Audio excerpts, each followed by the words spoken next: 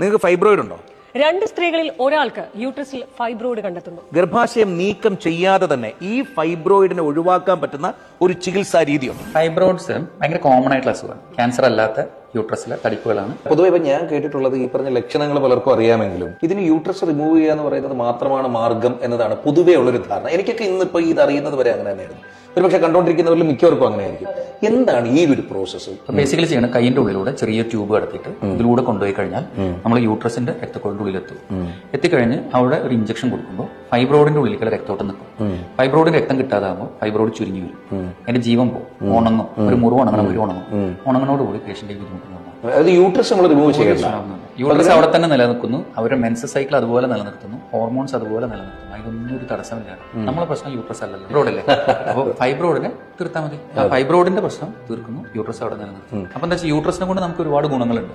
ആ ഗുണങ്ങളിട്ട് കളയാണ്ട് അസുഖത്തിന് മാറും. ഇത് നിങ്ങളൊരു ടീമായിട്ടാണോ ചെയ്യുന്നത്? നമ്മുടെ ടീമായിട്ടാണ്. ഡോക്ടർ ഷിഫാസ് ആണ് ഇവിടെ ട്രിവാൻഡ്രത്ത് ഇത് ചെയ്യുന്നത്. ഞങ്ങളൊരു ടീമായിട്ട് ഇവിടെ വർക്ക് ചെയ്യുന്നത്. വലിയ ജനറൽ അനസ്തീഷ്യ, ബോധം കെടുത്ത് അല്ലെങ്കിൽ നട്ടലിൽ കുത്തിവെക്കുന്ന കാര്യങ്ങളൊന്നും ഇല്ല. പലപ്പോഴും അവർക്ക് റെസ്റ്റ് എടുക്കാനുള്ള ബുദ്ധിമുട്ട്, ലീവ് എടുക്കാനുള്ള ബുദ്ധിമുട്ട്, ജോബിൽ വരുന്ന പ്രശ്നം, ഇതൊക്കെയാണ്. ഇത് നമുക്ക് ഒരു ദിവസത്തെ കാര്യമുള്ളൂ. ഇത്രയും പറഞ്ഞപ്പോ ഈ ഒരു പ്രോസസ് എന്താണെന്ന് കാണണം എന്ന് നിങ്ങൾ ആഗ്രഹിക്കുന്നുണ്ട്. ഞങ്ങളെയും കൂടെ അങ്ങോട്ട് കൊണ്ടുപോകാനാണ് ഈ ഡ്രസ്സ് ഒക്കെ. കയ്യിൽ നോക്കിക്കഴിഞ്ഞാൽ ഷീറ്റ് വൈറ്റ് ഒരു സാധനം കാണാം. അതിൽ നമ്മൾ ബേസിക്കലി എന്താ ചെയ്യണമെന്ന് വെച്ചാൽ നമ്മുടെ രക്തക്കൊഴലിന്റെ ഉള്ളിലേക്ക് കടന്ന ട്യൂബാണ്. ആ ട്യൂബിന്റെ ഉള്ളിലേക്ക് ഈ കറുത്ത ട്യൂബ് വെച്ചിട്ടാണ് നമ്മൾ ഈ എംബിളൈസേഷൻ എന്ന പ്രൊസീജിയർ ചെയ്യുന്നത്. ഇത് ഇട്ട് കഴിയുമ്പോൾ നമുക്ക് അതിന്റെ അറ്റം കാണുന്നില്ലല്ലോ, ട്യൂബ് അതിന്റെ ഉള്ളിൽ പോയല്ലോ. ഇനി അതിന്റെ അറ്റം ഇനി കാണാൻ വേണ്ടിയിട്ടാണ് നമ്മൾ ഈ മെഷീൻ ഉപയോഗിക്കുന്നത്. ഈ മെഷീൻ ഉപയോഗിച്ച് നമ്മൾ സ്കാൻ ചെയ്യുമ്പോൾ ആ ട്യൂബ് പോണത് നമുക്ക് ആ സ്ക്രീനിൽ കാണാം. ആ ട്യൂബാണ് ഈ കാണുന്നത്. കൈന്റെ ഉള്ളിലൂടെ കൊണ്ടുപോയ ട്യൂബ് നമ്മളിപ്പോൾ യൂട്രസിന്റെ രക്തക്കൊഴിന്റെ ഉള്ളിലൂടെ ഫൈബ്രോയിഡിന്റെ അടുത്ത് വരെ എത്തിച്ചു. ഇനി നമ്മൾ ആ ഇഞ്ചക്ഷൻ കൊടുക്കുമ്പോൾ നോക്കി നോക്കൂട്ടാ, ഇവിടെയൊക്കെ കറുത്ത് വരുന്നുണ്ടല്ലേ, ഇതൊക്കെ ഫൈബ്രോയിഡിന്റെ രക്തക്കൊള്ളാണ്. ഈ ചെറിയ ചെറിയ രക്തക്കൊള്ളുകൾ നമ്മളത് ഇഞ്ചക്ഷൻ കൊടുക്കുന്നതിന്, മെഡിസിൻ കൊടുക്കുന്നതിന് മുമ്പ് ചെക്ക് ചെയ്യാണ്. ചെക്ക് ചെയ്തപ്പോൾ ഇത്രയും രക്തക്കൊള്ള അവിടെ ഉണ്ട്. ഇനി ഈ രക്തക്കൊള്ള നമുക്ക് ബ്ലോക്ക് ആക്കണം. അപ്പൊ നമ്മൾ അത് ബ്ലോക്ക് ആക്കുന്ന മരുന്ന് കൊടുക്കുന്നതാണ്. അതിനുശേഷം നോക്കൂ, ഇപ്പൊ നമ്മളിവിടെ ഇഞ്ചക്ഷൻ കൊടുക്കുന്നുണ്ട്.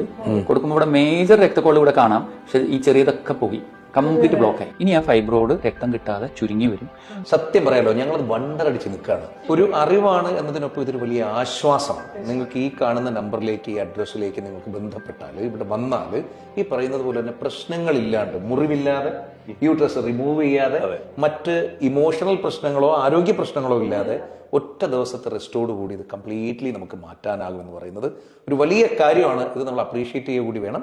ഇതിൽ കോൺടാക്ട് ചെയ്താൽ മതി. ഒന്നും നോക്കണ്ട, ഏറെ പ്രിയപ്പെട്ട എല്ലാ മനുഷ്യരിലേക്കും ഇത് പൊക്കോട്ടെ. പരക്കട്ടെ പ്രകാശ്.